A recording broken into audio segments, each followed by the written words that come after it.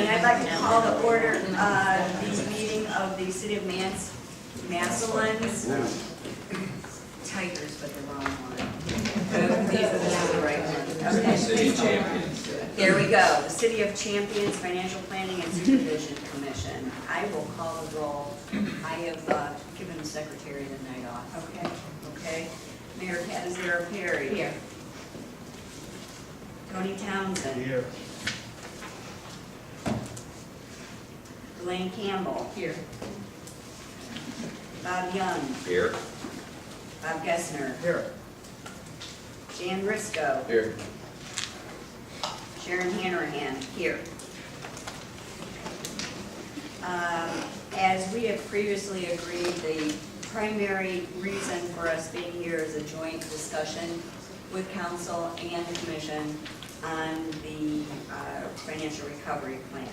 However, a new bit of business has been forwarded to me, and I'd like to go over that with the commission. I will distribute this. This is an agreement, and this is actually a request for legislation. I'm going to have Jane, if you don't mind. Do you use that on finance? Yes. See that? Yeah, he has it. Jane, if you would please address the need and why this is coming before the commission. Absolutely. Thank you so much for giving me this opportunity, and welcome everyone to this meeting this evening. I brought it to your chairman's attention because we just got a notice from her that anytime we enter into a new lease agreement of any kind, then it needs to come through the commission before it can be passed. So I needed legislation to come through our finance chairman, but before that could happen, I needed it to be approved by all of you. And what this is that we have upgraded our software in our auditor's office with capital improvement dollars. And it was a necessity because our computers were all outdated. And in essence, when we did that, our software was no longer compatible with these new computers, which required us to get new software for our payroll and new software for our payables. And they are still operating on the old system. And you know we have to go into a new system by a certain date, by the beginning of the month. And we're not able to do that until we get this new software. So we shopped around and we found a price that was better than what we had been using. And it is the same software that our wastewater treatment has been using, and it's been very efficient for them down there. And the reps from there have been just wonderful to work with. So we're getting new software. It's going to be installed. Right now we pay about $6,000 a year for a maintenance agreement. And our maintenance agreement is going to go down once it's paid for after the lease is over. It's approximately $7,159 a year for 3 years. And then our maintenance agreement goes down to $2,000 and some dollars. So we're in essence saving money by going with this new company, and we're getting new equipment. We're getting new check holders, actually 2 of them, one for the payroll, one for the payables, and a new printer for accounts payable. So all of that is included in this price. So it's really a necessity for our office, and it brings us up to date. So I'd entertain any questions you would have. Any questions? Jane, do you have to shop that around? Is this something that you shopped around? Yes, we did. You went to Software Solutions, and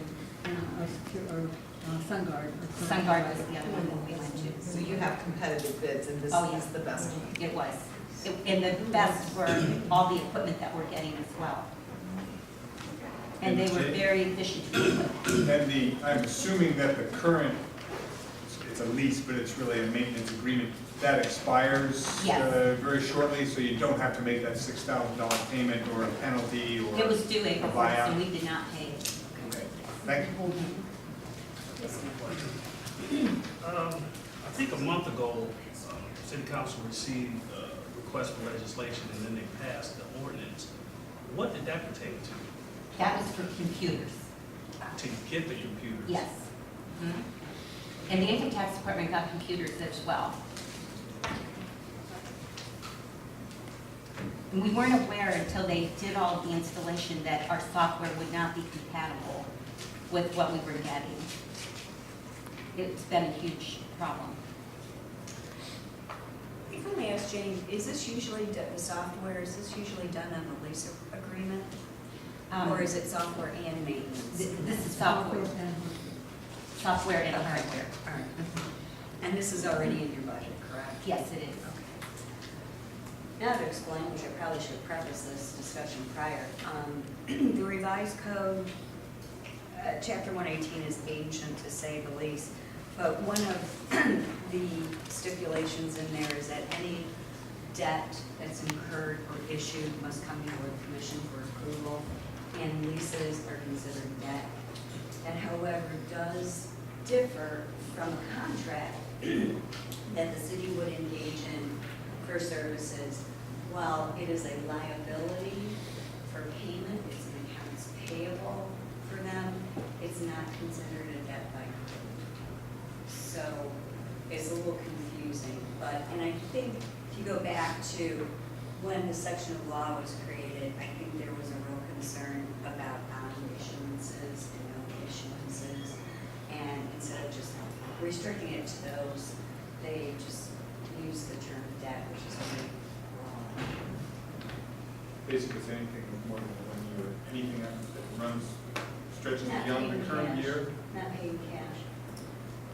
And yes. Beyond the and current agreement, year. Right, Yeah. right. And it could be a short, it could be short, a 10 or something as well. If there are no further questions, I would look for a motion to approve. So moved. Okay, May moves, do I have a second? Question, Yeah. we are approving a specific amount, or are we just approving the concept? The amount, yeah. Okay. Okay. Even though council has not passed this ordinance yet. Let me stipulate then that we are approving this contingent upon council's approval. That's not the That's normal maybe course. I assume they should normally, I'm not sure that there is a normal course. I think what we go for mostly is the time-in situation. And, you know, something, if perhaps we were meeting next week, we may not be doing this at this meeting. We may have done it at our meeting next week. But since we're both here, and it's so close to when that has to be done, that we're going ahead and working it now. Sharon, if we were not in physical emergency, this would just come to council. Right. Okay, any other questions? I have Elaine moving, Young seconding. I will call the roll. Mayor Kathy? Yes. Dan Risco? Yes. Elaine Campbell? Yes. Young? Yes. Tony Townsend? yes. Gessner? Yes. Sharon Hammerman? Yes. That is all the business I have. Right now, I guess, and it still is important business, I consider this, is the business of discussion about the financial recovery. Mr. Manson, do you want to start off? Nothing, I just think this was very good for us to get together face to face and have some discussions. I know the last time we met at the chamber, I made a point that I thought there was some messages going around, you know, and I think we need to clear that up. Said at the time that I thought the letter that Bob wrote showed exactly the same thing that I was talking about, you know, how we should be proceeding with this. So I guess in the best interest of trying to get somewhere, it's better to have everybody here rather than having myself or Michelle or whoever happened to be at the meeting to bring it back and relate the information to you. We know where we're at. We still have to have a plan that we can vote on next Monday night, no later than that. And we have had quite a bit of discussion about it since it was turned down by the commission. And we will be having a lot of discussion about it tonight. And we will have to get some legislation together for next Monday night on the plan. So I guess having said that, just throw it open to open discussion is the best thing. And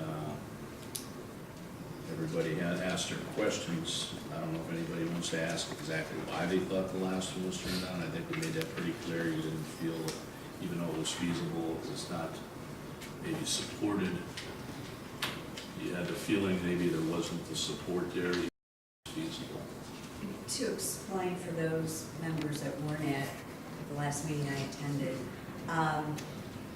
I expressed what I felt were some issues with, and some of the reasons behind why we rejected the plan. And I said I couldn't speak for all of the members, but this is my interpretation of what went on. I will say that if you look at the revised code, what was presented met the requirements, but the code also goes on to say, and is a bona fide plan and can reasonably be expected to be, I think the words are instituted within the time period stated. So my expression at that time was that I wasn't sure in my feeling that the plan was bona fide. In other words, that I had my doubts that council would support and carry through on all of the pieces of the plan, all the action steps. And because of that, I didn't feel it was bona fide. I didn't think that it was a genuine way of addressing the fiscal emergency. Now, if any of you wanted to speak as to why you rejected it, or maybe instead of us dwelling on why we rejected it, maybe it might be more constructive to talk about what a plan would, what a bona fide plan would look like. I like that idea. Does anybody on the commission want I'll always start. to? All right. Not afraid to be the first people in the Okay. water. I think some of the things that I think I would like to see in a plan is more specificity. A lot of this is still, ongoing, no specific impact and so forth. There were really only a few things that had specific dates to be accomplished, specific amounts to be achieved, and that just sort of leaves things open to just sort of linger. And it does seem like there is it doesn't give it the sense of urgency that I think it should have. The commission has been in place since October, so we've had 6 months.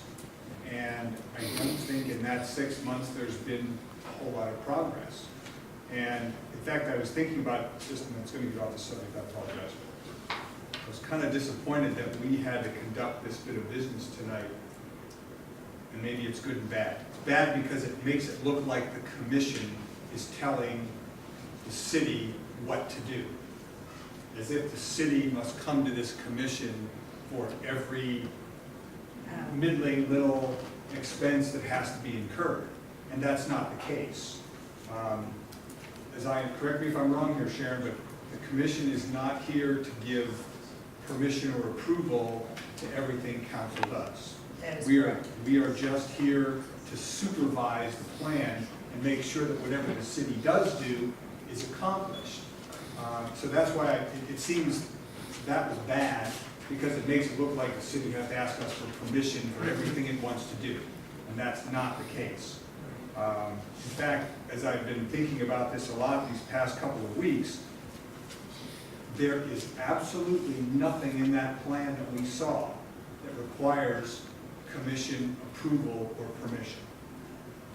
Every income or revenue generating measure, every expense reducing measure can all be undertaken by council on their own initiative and doesn't have to come to us first.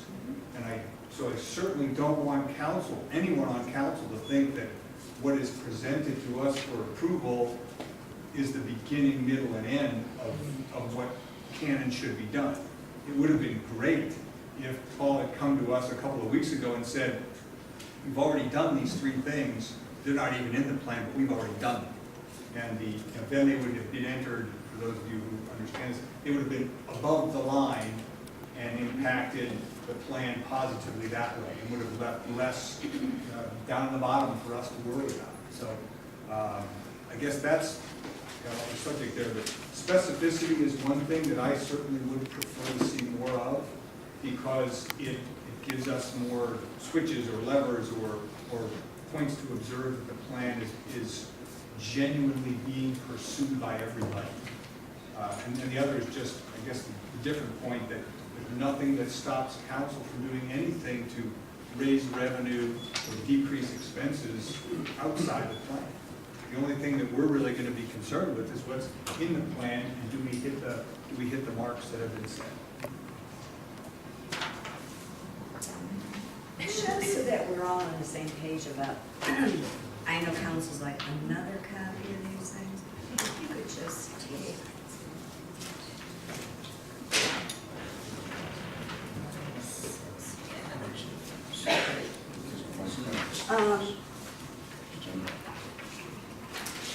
It should be the same one that was, the one that was submitted to the commission. This is what was presented. Right. This is what's been passed, distributed, a copy of the plan that was submitted to the commission. And so again, looking at on page 15, what is below the line, that's basically, well, 14 and 15, where it says recovery plan items. Those are items that are in the plan for which an estimate of dollars, in this case, gain, would be found. And above that, which is the first set of double lines, is without those recovery items. So you'll see in 2016, without those recovery items, nothing being done, we're looking at a deficit of over $500,000 in 16, deficit of almost 1.7 in 2017, and in 18, it's more like 3.1. And then again, below the line. Now, these are some of the action items, these are the action items that are included in the plan. And of course, like anything, just about anything, well, with the exception of the last two, the elimination of the education stipend and reducing the income tax credit, those two are not dependent upon voter approval, but may be subject, in case of the reduction of the income tax credit, may be subject to referendum.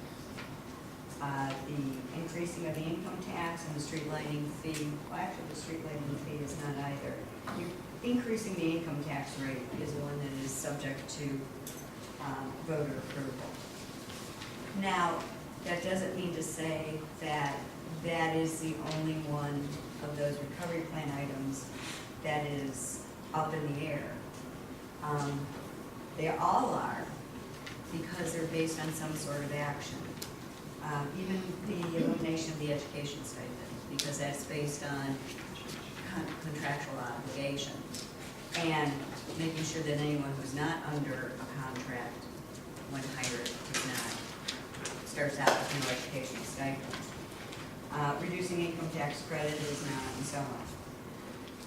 So, I guess what I'm trying to say is that none of these, really these 4 items are set in stone or guaranteed, so I want the commission members to know that. We still have, we as a commission have to remember that they're still subject to further action. And that's going to be the case in any recovery plan that you see. What I guess we have to be confident in is that to the best degree that we can believe and that can be done, is that the majority of these action items will go forward. I don't think we can say that because we can't speak for the voters. We just can't. I mean, that is up to that is their decision, and they will make that in November. But prior to that, we have to make sure it gets on the November. We'll be watching to make sure it gets on the November ballot and so on. So, I guess I'm going back to the bona fide part of the plan and trying to distinguish that between what will get them out of fiscal emergency and will to, maybe. These 4 recovery plan items will get the city of Massillon out of fiscal emergency. There is no doubt in my mind. The only doubt in my mind is will these happen? And I think for myself, I think I have to be convinced of that. I can't at this point, or can I within the 30 days given to you, feel convinced that the income tax is going to pass. We won't know that until then. And so that's not a fair thing to judge. But in at least the knowledge that if we believe it will go on the ballot, it is an action item. Whether we feel it will pass or not, we really can't say until after the election. And Sharon, we can say this, it has more of a propensity to pass if there's an organized plan to pass it. If there's a chairperson, if there's some organized fashion, because in order to pass something like this, I agree with you, it's going to be an enormous task, but it's also going to take a whole community to pass this, and people to get behind this.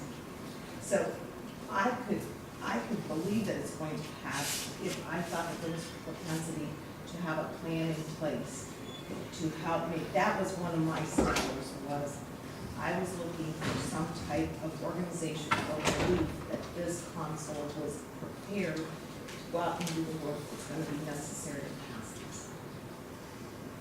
Are we allowed to also just, Sure. I just wanted a couple comments in there. Okay. Bona fide thing is, we have 2 pieces that are before the finance committee tonight, which will be points 1A and point 3.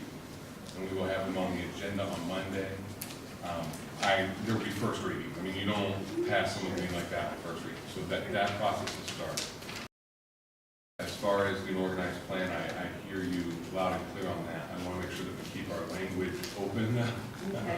I'm a word person, and it's not just council's ready to move forward, the entire city's ready to move You are forward. correct. So I want to make sure we keep that in our I agree language with and you. our speaking. And then as far as Mr. Gessner, I hear you 100%. One of the things that I told a few people I spoke to is that I think the rejection of the plan is almost a blessing in disguise, because we did not have a balance. We had a whole lot on the revenue side, but we didn't define a whole lot on the reduction side, which I think can be very beneficial to the plan as well, and putting some of those numbers in place. So I just wanted to acknowledge that I understand where Mr. Gessner is coming from, and we can do that as well. And, you know, I'll go to Elaine's point, because I've been thinking about that too, especially for the increase in the income tax, which, I mean, to say it struggled last time, given the outcome, I wondered, I don't know what it takes, I've never run a campaign like that. Is there a committee, is there a chair, is there a treasurer, are funds being developed and material and all that sort of thing? I know there are tactics and strategies for increasing tax levies, but the sooner you start, the more prepared you should be, I assume. I don't know, I'm really interested in hearing more about that. Well, myself, I'm comment since we're talking about that. Yeah. Since I served with your wife on a school levy for about 2 years until we got it passed. You know, I think things like that, you have to be willing to say, this is what we're gonna do and we're gonna stick with this. And it may take more than one time. We could put somebody in place to chair the committee, we could go out and we could, you know, talk over town and try to get it passed, but sometimes you just do not, the message doesn't get through right away. And I know we shouldn't keep talking about Mansfield probably, but it seems like quite often, some people on your side talking about Mansfield too, making comparisons. And they had to go twice for their income tax out there. I read their reports, and there's things that are ongoing, some things that are done, you know, the things that they do, they check off. We are, I believe, pretty much committed to going to the meeting. So we just have to stick it out. It seemed like the big problem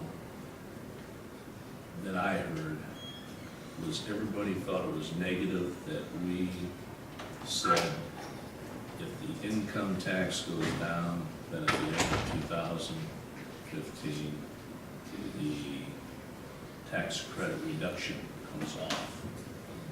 And I think some of you spoke to the fact that it sounds kind of negative to you. And my thing that I've been talking about for a couple of weeks is trying to get some way that we can get over that hump on that thing. Whether we put some kind of sunset clause in and it's reviewed 3 or 5 years down and not tie it to that, but keep working, you know, work on the income tax. You know, you can say that that's not guaranteed, but they could referendum the tax credit. If we pass that, they could be referendum. So it does leave a window for it to maybe be rejected by voters at some point in time. So some of this stuff is just, we have to just get into it and just start working on it. We can't make any guarantees. And if you think, you know, you can't just start saying, well, that's not going to pass. Well, when it takes 2-3 times to pass something, I mean, we just have to stick with it, be persistent, and put some of the other stuff in place. We just had a performance audit that finally has been released, and they're saying, you know, there's like $600,000 out there that could be reduced. Now, to me, I think that just created a problem for us. I really do, as a council. That some people that don't want to vote for this stuff anyhow, they're saying if there's $600,000 worth of cuts out there, why aren't you making those before you come back to us? So, you know, this is a thing we have to agree on, this plan, we have to push it. I think we do have to get off this, and unless somebody else can make me understand, we need to get off of this thing of being just directly tied to the income tax passing. And I know we talked last week, and we probably had 5 or 6 ideas that would reduce revenue. So that maybe down the road would make some of these things less needed. Expenses, I'm sorry, revenue, expenses, thank you for your help. Expenses, reduce expenses, and then maybe some of these things don't have to be as large as what we've looked at along the way. And I think that we picked up where we're speaking with Mr. Gessner, if you take some of those and define them. One example would be the overtime in the police department now. I believe, someone tell me if I'm wrong, they said approximately $150,000 a year could be maybe overtime. Even if we had some of that, and only maybe over the course of 5 years saved $250,000, saved another, you know, that's $250,000 saved when, you know, that's something to find out that makes the plan more viable. That's that contingency plan like Michelle brought up in the past. And that's not even the full amount that the performance office said they believe to be done. That's just taking a portion of that and saying we're committing to making a portion of that happen. So I think of that. Before, because I did want to address, there were several good points made about the performance audit, but I wanted to go back to what Mr. Manson said about school levy campaigns and how if you're graced, you might actually pass it the first time out. I've seen a number of schools not graced. But what a school district that is prudent will do is understand that the levy fail we'll try it again, but in the meantime, those revenues aren't coming in, so we're gonna have to make reductions in expenditures. And for school districts, like cities, that normally equates to people. Now, the performance audit, I understand, did point out some areas where expenses could be reduced, but some of those were contractual in nature and would have to be negotiated. So that's not a reduction in the cost we're going to see right away. But certainly something you can strive for, you may or may not succeed at. One other thing from this last proposal, we had in there was some discussion about us putting an April 1st date on the street lighting fee, that we didn't even bother changing that. We cleared that up with our law director, and that could be made retroactive, and we want April 1st there, because we want to get it for that billing cycle. So in July, we will be getting our first payment on that. So that date, we didn't mess up there on that date. We want that date there like that.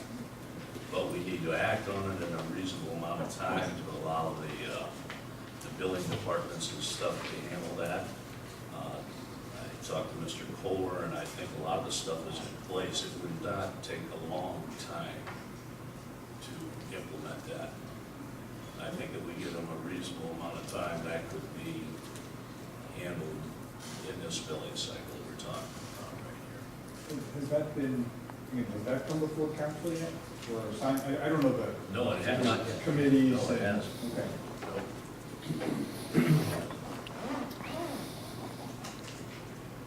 But it does need to be acted on, I'd say probably the next month and a half or so, is what would have to happen with that. 2 at the most.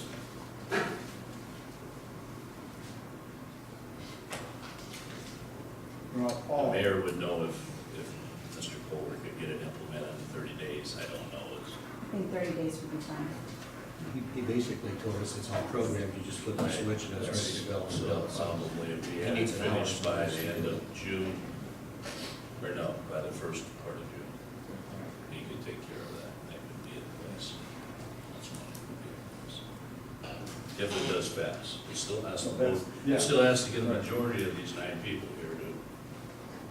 but I think, I guess, from my perspective, it seems a very reasonable expectation that if the majority of council voted for this plan, there's a very reasonable expectation that a majority of council should vote for each element of that plan. That's why we didn't understand the rejection based on not assuming it was bona fide. Right. I mean, that was an issue that we had. I mean, we did submit this plan, and we did vote to do it. And personally, I just feel you guys second guess something before you get all your facts. I mean, I think we were pretty much behind this, and I still think we are. And I still think that we're going to address these individual things. And I understand, though, by not having ordinances in place or legislation in place, I can see where you got the idea. You know, that's one thing when Sharon met with us last time it came up. You know, it was pretty apparent. So I think, so if I'm understanding you correctly, if we go ahead and we start putting ordinances in front of council for votes on these things, then that gives you a better feeling as certain ones of these are passed, that we are, we might not be 9 to 0 voting for these things, but as long as the majority votes on the board. Okay. Yeah, I mean, talking for myself, I don't need to like the plan, I just need to know that it works. Because to be honest with you, I don't like the plan. But I don't have to, because I don't have to live with it. Would I like something else? Yeah, because then I could be Massillon and only come back to visit and things instead of coming here to work. But I understand that I don't live here. I'm not a council member, I'm not the mayor, I'm not. But all I need to know is that you've got a plan, you approve the plan, you're gonna follow the plan. And yeah, there's gonna be environmental factors that you have no control over. some are good, some are bad. I mean, water parks, increased economic development, increased income tax receipts, all good stuff. There's also some things that may not be that good, but you're up, you know, that's just what being a council person and mayor is all about. You know, Paul, I'll go back to your point, and punch me if I shouldn't say this, but I'll be I mean, ready. as far as the sunset of the tax credit is concerned, I don't particularly think that's the best sunset date to just say pass the tax by 12/31/15. That's an arbitrary date that doesn't, to me at least, doesn't have anything to do with this plan. It's just a date. It does seem to me that if you want to sunset that income tax credit, there are two appropriate dates, and they're not fixed in time. The first one is when this commission says you're no longer in fiscal or financial emergency. That's a great date to say, you don't need the money anymore. You're free to do what you want. The second date is, and again, an arbitrary date, but certainly an opportunity, and that would be when income is approved by the voters to replace it, or new income has been found to replace it. And that way you're basically saying the income tax credit is something of an emergency measure. We need this revenue now. When we can replace it either by working our way out of this or by finding other sources of revenue, then it can disappear. But to just pick a date seems to me to makes it too easy for people to say, oh, this is simple. I'll vote for the tax and get my tax credit back. So that's just was my thought. Some of the people on council, a couple of people have suggested like 5 years. Well, that's what we're talking about, a 5-year plan to get out of. Yeah, right. So maybe rather than saying 5 years, you could say at the end of 5 years, if we're coming out of fiscal emergency and we're on our own, that it could be reviewed at that time. It seems like there are lots of options other than that arbitrary date of 12/31/15. I won't argue with that, that it's maybe kind of negative to some people. Now, there's some people on our council that don't think so. Maybe they want to speak up. If I may speak for one of them, when I was here the last time, Nancy mentioned something that I had not thought about, and that was the number of vacant homes and the size of the homes. Some of them being quite large, where maybe someone, you know, notwithstanding, let's say we're talking about the cost of living in a city. Some of that cost is property tax, it's income tax, it's all that. So if you want folks to move in, yeah, you know, a retired person, not making income, but certainly depending on their wealth, maybe investment income and so on. But if you're talking about probably not wanting a large house because of the upkeep and things of that nature, but maybe a larger house for those that are thinking about starting or already have a family, who should be younger folks. Younger folks primarily, we're talking about two people in the household working, okay? Which means they have a potentially very large tax liability in that they're living in Massillon, and if they're lucky, if they're fortunate enough to be working in Massillon, then, you know, they're paying taxes on where they live and where they work, and it's even. But if one or maybe both of that household members are living outside of Massillon, they've got quite a tax liability. And so Nancy's viewpoint, which I hadn't really heard and it made sense, was that we'll never get people moving here based on that. I think that's a valid point, which you've got to balance, and I completely understand that, and I think that's a very valid point. But on the other hand, too, as I was thinking about this, was what will also affect a person's decision where they move and where they live is the services that they receive. And services are not provided by volunteers, they're provided through tax dollars. So there are a certain amount of dollars of revenues that are needed to provide those services. So on the other hand, if we don't have that reduction in tax credit, or if we do have that tax credit, it might move people to come into the city, but will they be receiving the level of services that they would expect when they move in the city? I don't know, because the revenue's gotta come from somewhere. Piggyback on what you're saying, we can just all imagine that we're a family just trying to figure out a place to live, and we want to live in western Stark County. I think some of the bigger communities we live in is Massillon, Jackson, or Perry. Say those three choices. All three of those communities have a fire department of some level. They all have a police department of some level.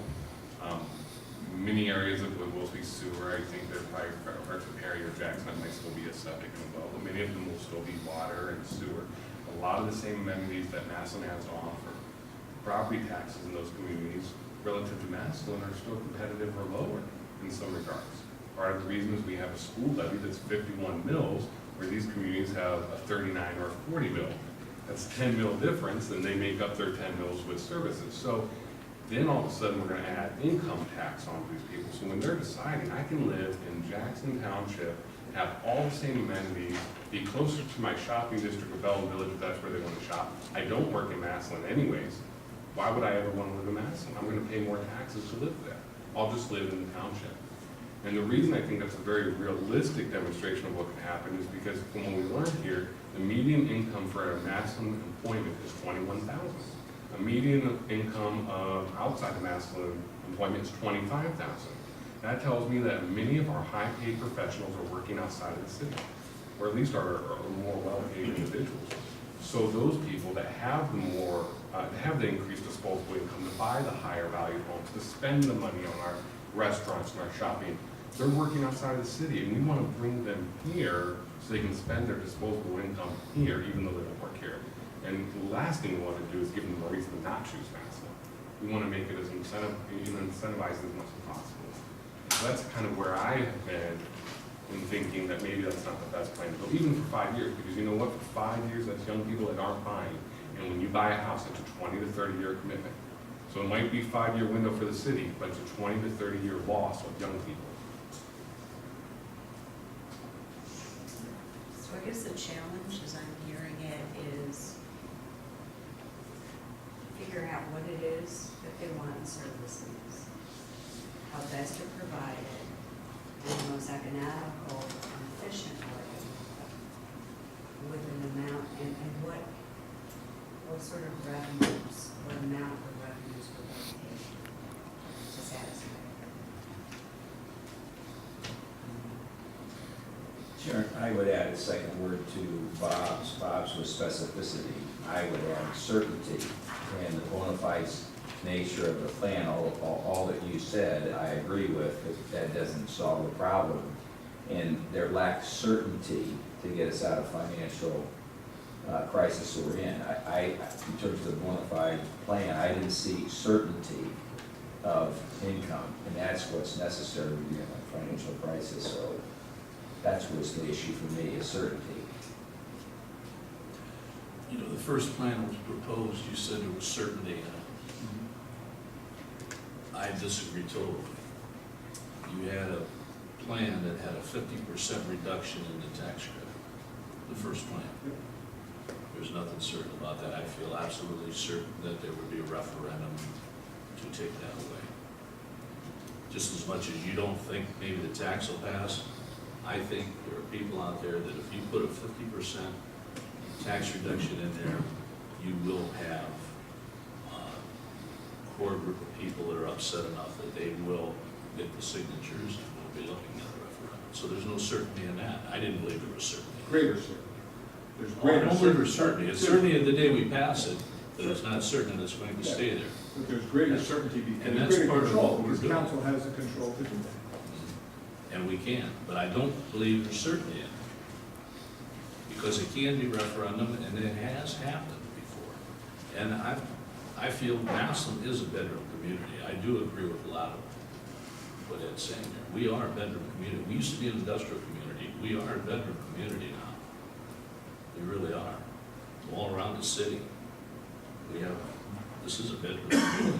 Not around Tucson. Look at all the young people that are living out there that are driving other places to work and stuff like that. We are a bedroom community. Because we do have a reasonable cost of living here.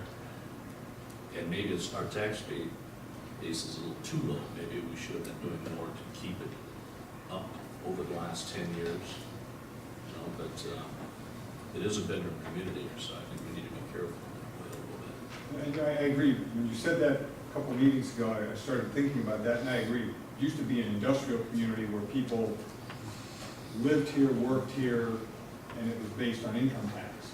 But as jobs have moved elsewhere, it has become something more akin to a bedroom community.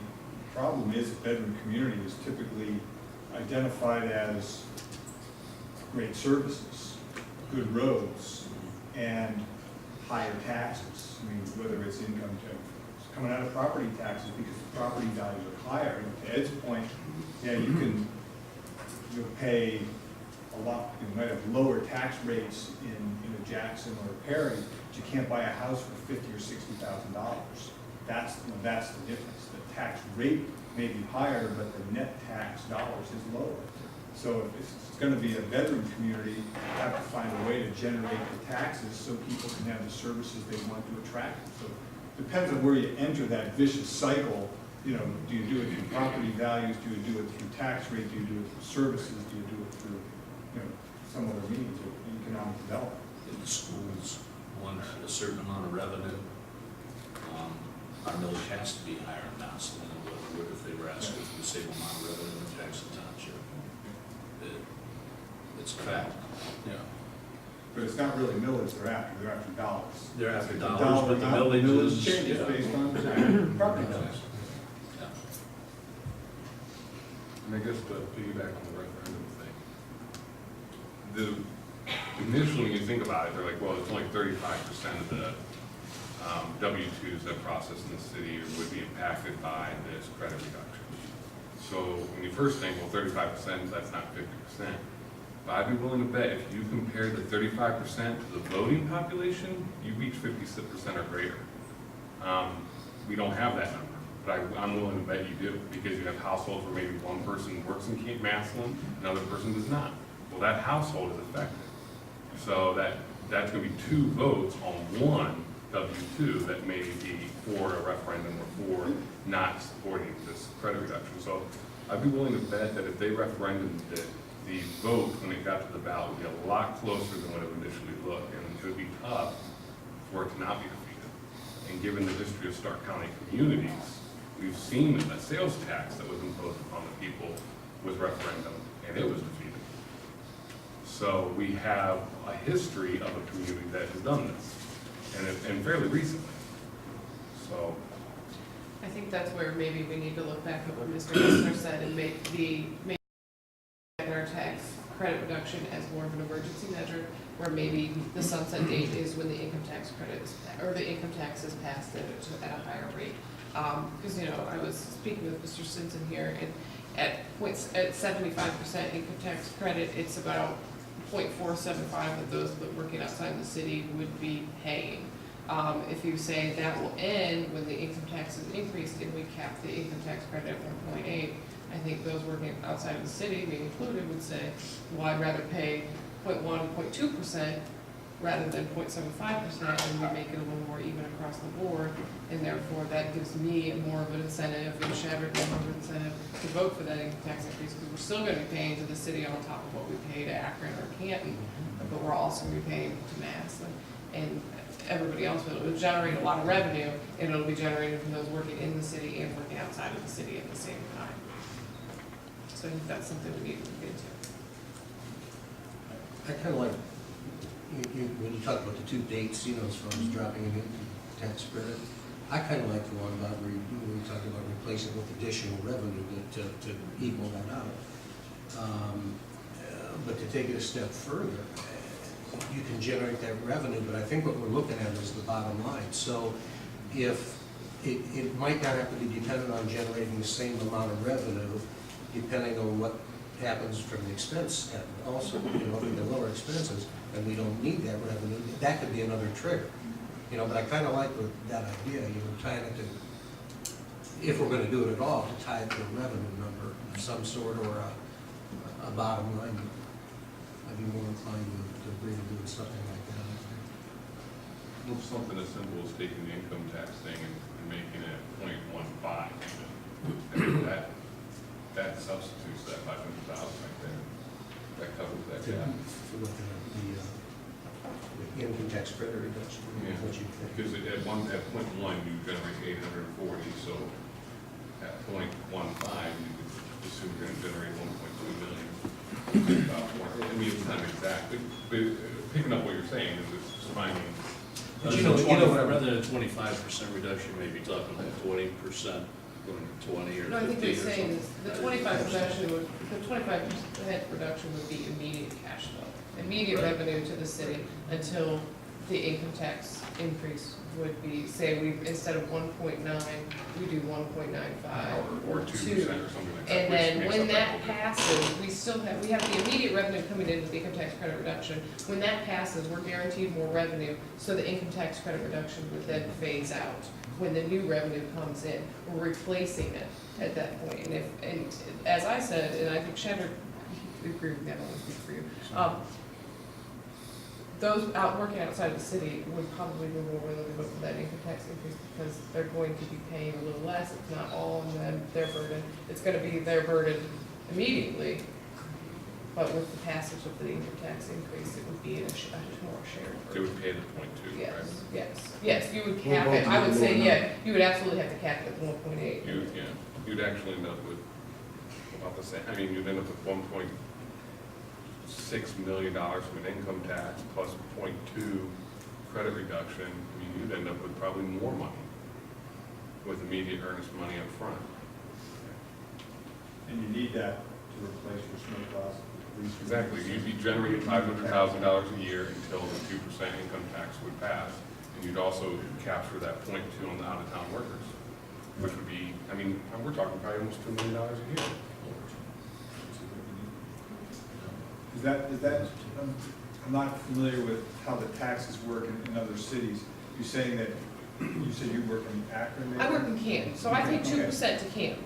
Okay. If, say, for example, we cap the tax credit at 1.8 in Massillon, Okay. I would pay 2% to Canton and then another 0.2% Okay. to the city of Massillon on top of that, if that would work out. At this point, I would pay 2% to Canton and I would also pay 0.475, I think we worked it out at the 75% cap. So I would pay that until the income tax credit would, or income tax increase would pass, which would make most people, I think, that work outside of the city of Massillon more inclined to pass that income tax increase because we're still gonna pay, but we're gonna pay less.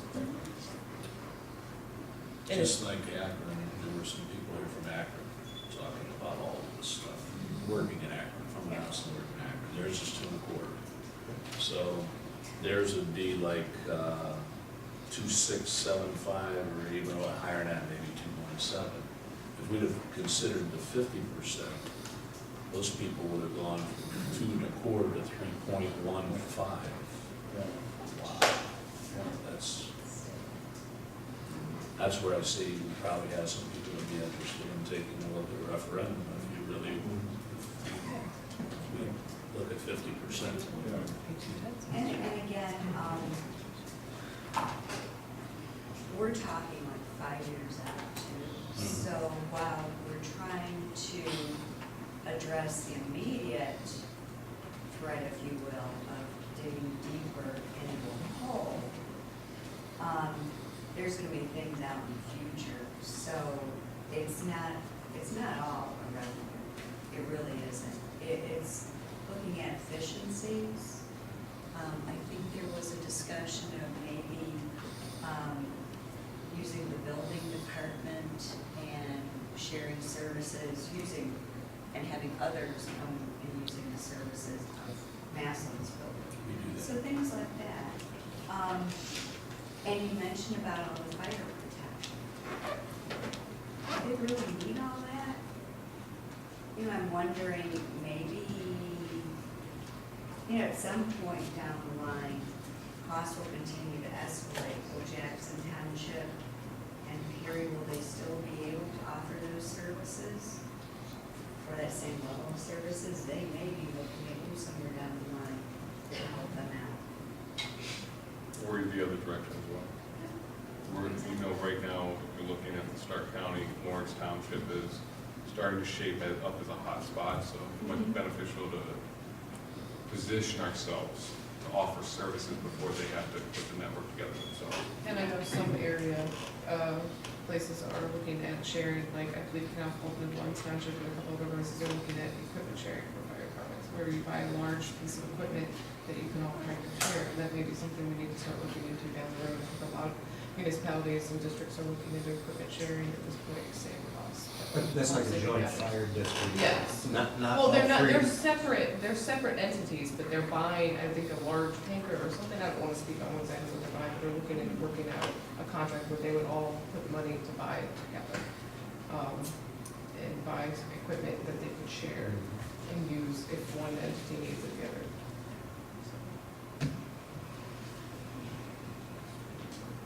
Problem is putting numbers to that so quickly. Yes, that would be Oh, I something. That we can put it in the plan and make it so that we meet the. Some of the You know, things just that won't could be work. something, in next year's revision too.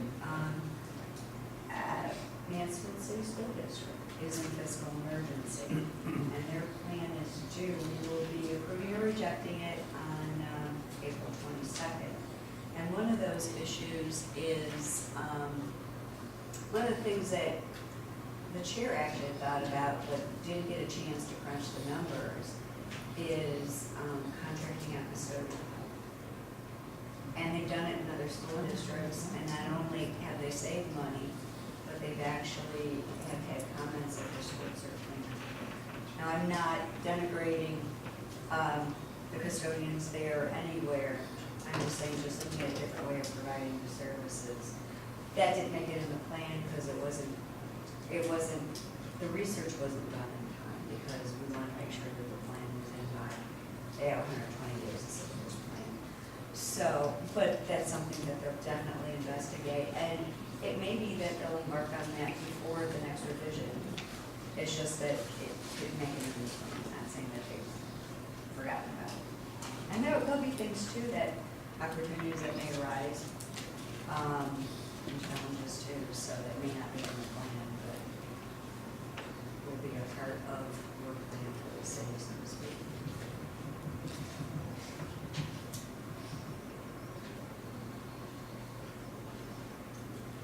Yes.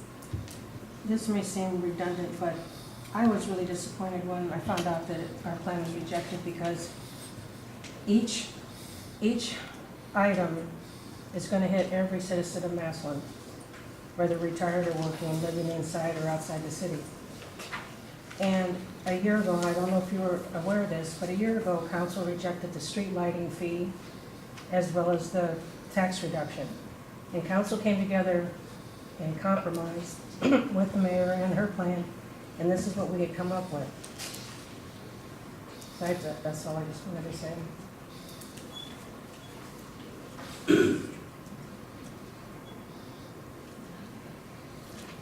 I'd like to speak to that, so that everyone knows that, I compromised after my first plan.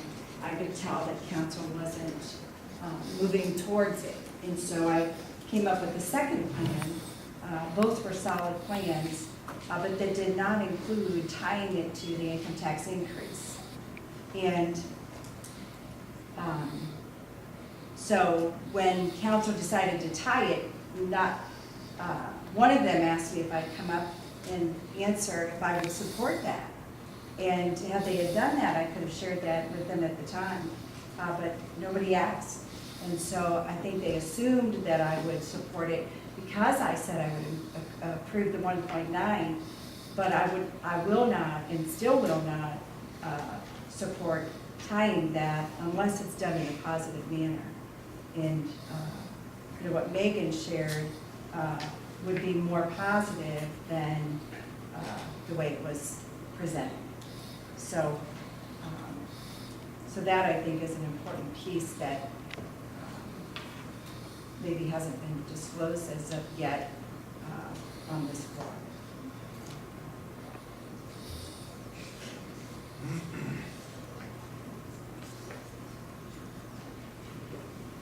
And to be quite frank, because the tax reduction is done via ordinance, it is in effect, without being stated, if you just decide we weren't in fiscal emergency and you just decided, hey, we need revenue, this is the quickest and cleanest way to do it, let's do, reduce the tax credit, okay, we'll do it, we'll pass an ordinance. It can be, obviously, we've talked about referendum, but council has the ability to pass ordinances to reduce the credit, and at any time, they have the possibility, the potential to pass an ordinance that gives 100% reduction back, or the tax credit back. So, in effect, it is, it does have a time limit, because a time limit is the passage of an ordinance. But for purposes of the plan, and I would agree with the mayor in this, is that I didn't understand. I understand tying a tax credit reduction to the income tax, but not in the manner that was done. But I certainly understand, and really, and again, keeping in consideration Nancy's comments, that can be a deal breaker for people. I mean, it's all about compromise, and as I told, as I've said before, and I want to make sure, we don't have to like the plan. It's not our plan, it's the city's plan. The commission just has to be comfortable with the fact that it's bona fide and it works. And the numbers say it works.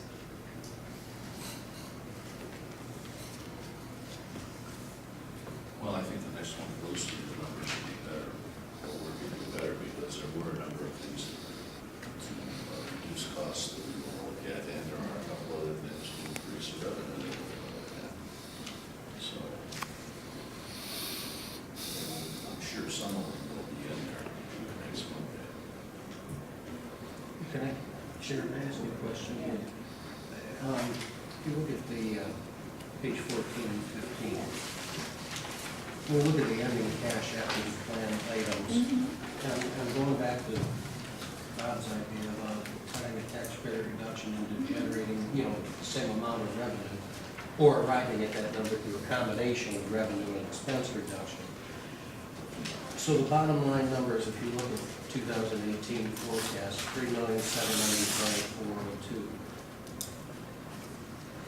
I mean, is that a number that you?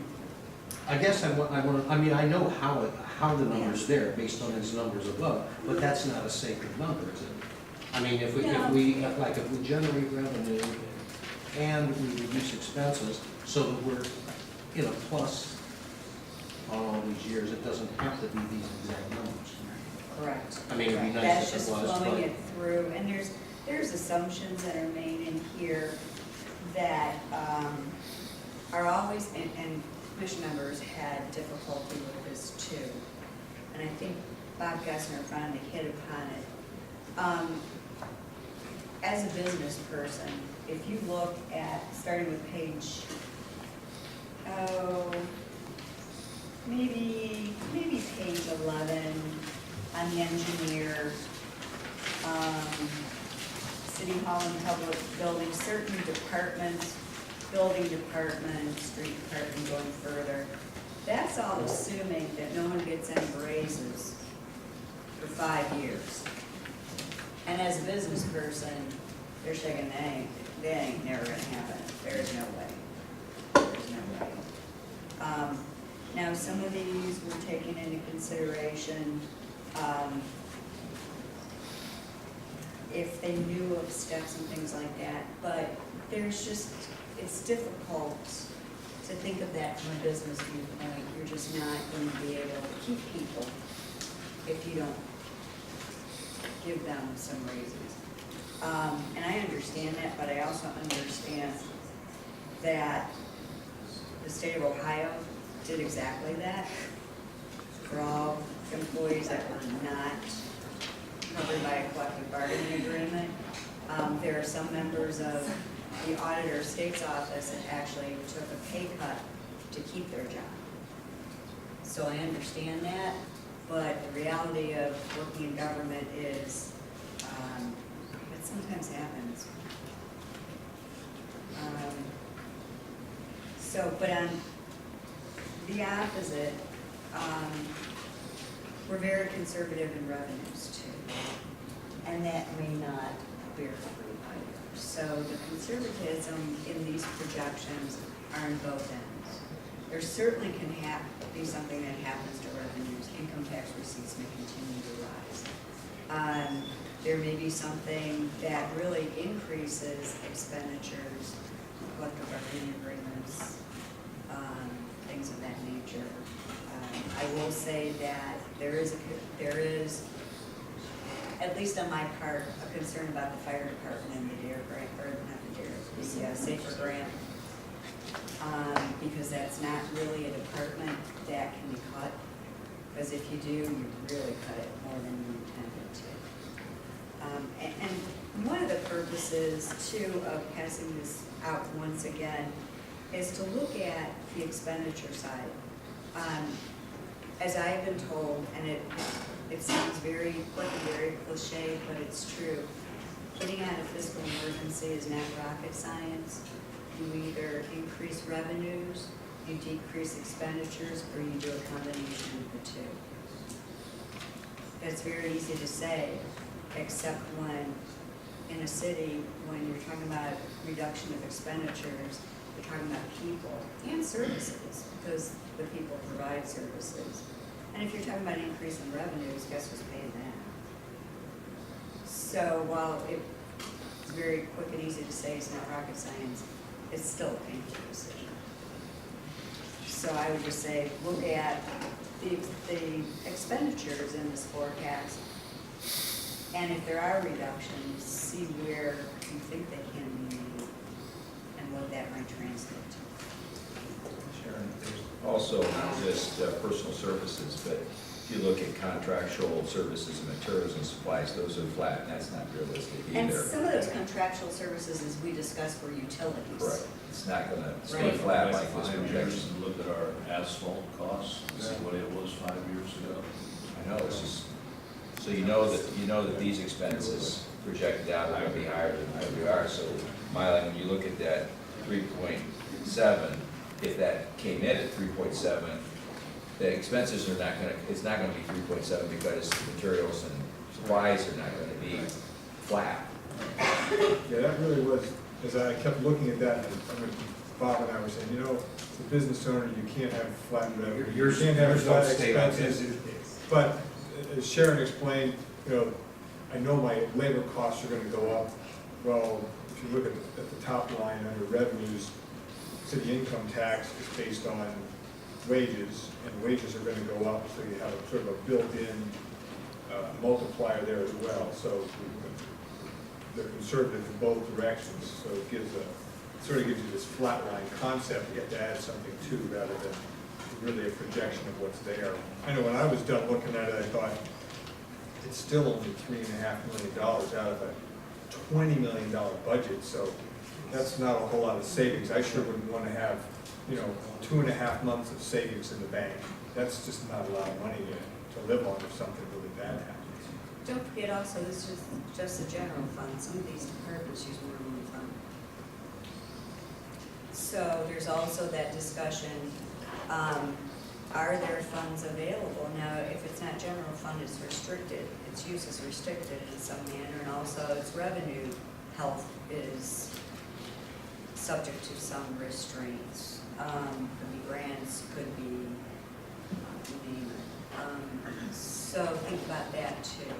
But we're focusing, this is on the general fund because that's the one that's in the deficit. Sharon, The other thing that's hard for the citizens to understand is the fact that the general fund is only 1.5. And we've been living with that for how many years? And they don't comprehend that, so that's very difficult. They think we're getting 1.8, why can't we live within our means? And they don't recall that it hasn't been raised in how many years. So we're actually, I mean, if you had run your business on the same income that you had 20 years ago, you'd be out of business. So I think all in all, the city's done pretty well. It's just in the past so many years, they should have been looking at increasing the income tax all along, and it just didn't happen. So that's what's hard for the citizens. As I talk to citizens, they think we're getting, and you also have to understand, our wages in Massillon aren't what they used to be either. So, you know, their income tax, we're not collecting as much because the jobs aren't here anymore. There's a lot of minimum wage or barely above minimum wage jobs. And unfortunately, that is what the economy everywhere is starting to. And the other thing is that we have a lot of senior citizens here that don't pay senior fees. So, you know, when you look at all of that, it's difficult, and that's why I worry about the young professionals. I think we need them to come into town and live here and fill these homes that are sitting vacant. They're the only ones that will buy them. And I think we're at a crucial point right now with that. Can I change the subject? I think it was Paul had mentioned the performance audit. I mean, I know what a performance audit is. What's the next step with that? Is that something that is just sort of presented to the city as, here are some possibilities, or is it more of a, you need to do these things? I can answer that for you, Bob. Tomorrow, we're meeting,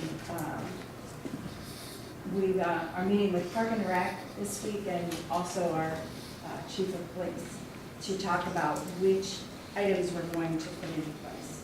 So that's our next step, is what is doable for the city of Massillon. But there's no, I mean, is there an obligation on the city's part to No. take any of these things? So- They're just recommendations, and some of them are contractual, so some of them we can't even get to until 2015. But we want to take a hard look at what they proposed and discuss it with the director. They know best, that's their area, and see what we can put into place to save money. Do you have any idea how, thinking about where this has been done in other communities, what's the track record of this? Are they doable? Do they hit the targets that they suggest and save the money that they project? I know Mayor Held was against a performance audit at first in North Canton, and his council convinced him to do it, and they saved a couple $100,000 in North Canton. So it can be helpful to a city. Okay, that's great. Well, I want to thank you guys for coming, and I appreciate you guys taking time out of your schedules to come. This is a regular scheduled meeting. I think it's probably one of the most beneficial meetings we've had, to be able to discuss everything out openly, especially with your guys' input. And I look forward to what we discuss as we formulate a new plan and then send it to you guys. I'd like to thank you for your hospitality and the sauna, because now I feel like I lost it. So I thank you all for that. Well, we turned out saving money on here. No, I want to. Yes. I need a motion to adjourn, please. Elaine moves, I have a second. Tony seconds. On a voice vote, all in favor, aye. Aye.